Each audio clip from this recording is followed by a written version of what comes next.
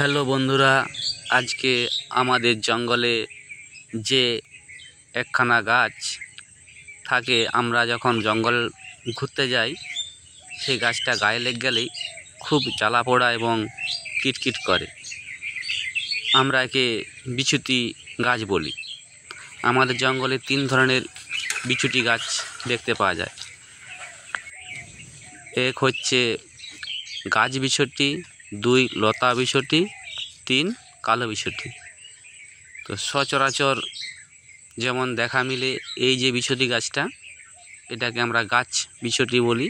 এটা খুব বেশি উচ্চতা হয় না।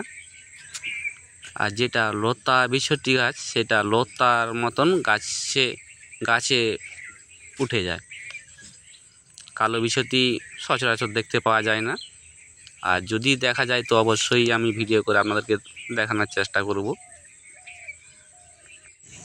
আর এই গাছটা কোবরাইদের খুব কাজে লাগে।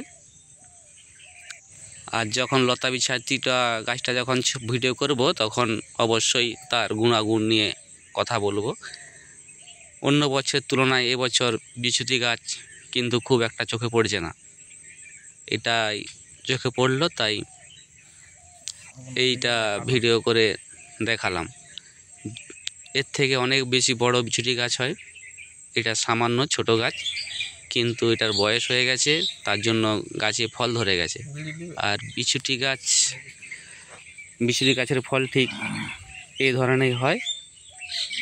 আর যদি জল আর বিছুটি একসঙ্গে গায়ে লেগে যায়, তো তাহলে খুব বেশি চুলকানি হয়।